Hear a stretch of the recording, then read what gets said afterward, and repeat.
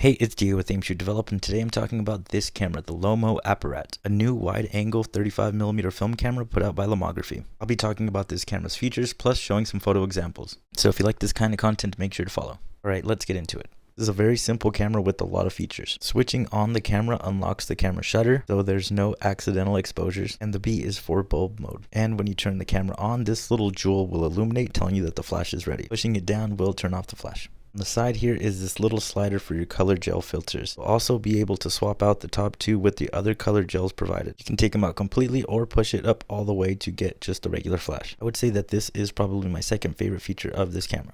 Love how on the back of the camera it has space for the extra color gel filters. Back in the day, it was a way to remember what film stock was inside the camera. This camera has a clear window so you can see what film's inside. I appreciate them repurposing something old and making it useful and new. Loading this camera with film is very simple. Just insert your film canister inside, pull the film leader to the little wind-up spool at the end. You want to look for that little notch on the spool. The film over the spool, and you'll see that that little notch will lock into the film sprockets. See that it's inserted properly, go ahead and wind it up a little bit and you'll see it start to take up.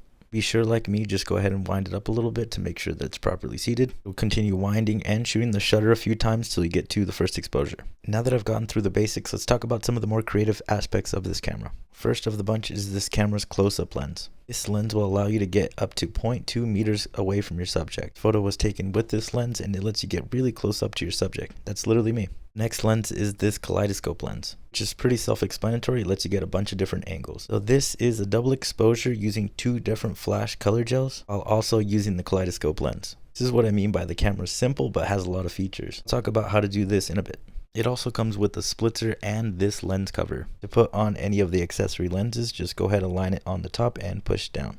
Back to the double exposure talk. Here's one I took with one red color filter and then one with the blue color filter. This does require a little bit of know-how, but once you get it, you got it.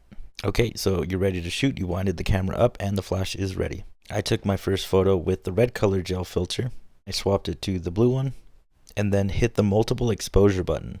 And then took another photo on the same frame with the blue color gel filter. I'm realizing after looking at it, it's probably a purple, but still, you get the gist. Then you advance the film and you have a blank new canvas to take another shot. You can do double, triple, or even like this one, a quadruple exposure. Best advice is to do it when there's not much light around. Best way to describe it is like layers. The lighter the image, the less you can stack. The darker the image, the more information you can fill in.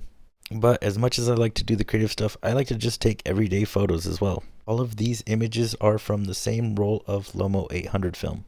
I love how it's a great overall camera, but if you want to experiment and go a little bit further, you can do that as well. My favorite feature of the camera is its wide angle lens. It allows you to get some really cool shots on such a simple point and shoot. Final thoughts on this camera. It's a great camera if you just want to get into film for the first time, or you're a seasoned photographer and just want to spice it up a little bit. If you like this video, make sure to subscribe. I have tons of videos talking about cameras that are really cool, just like this one. I can guarantee there's a camera on my page you've probably never seen before. Yeah, that's pretty much it. Keep shooting film. Take care. Peace.